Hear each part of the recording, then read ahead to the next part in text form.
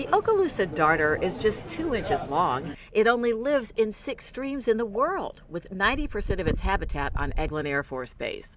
But the U.S. Assistant Secretary for Fish and Wildlife says the darter still deserves its rightful place in the ecosystem.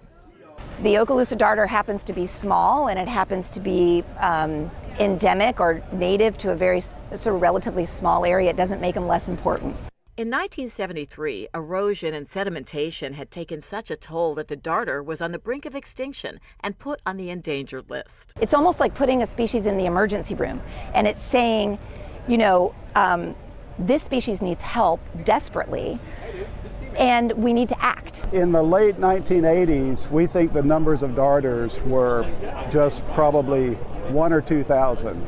And for a small fish that has a short lifespan, that's not very secure because they could be wiped out easily. Larry Williams with U.S. Fish and Wildlife says bringing the darter back took teamwork. Fish and wildlife managers working with Eglin Air Force Base. Among other things, they removed dams and culverts that kept the darter hemmed in. The fish cannot move up past a culvert because the culvert creates a little waterfall, and they're small fish. They can't jump over that little waterfall. The U.S. Fish and Wildlife Service are removing the Okaloosa Darter due to recovery.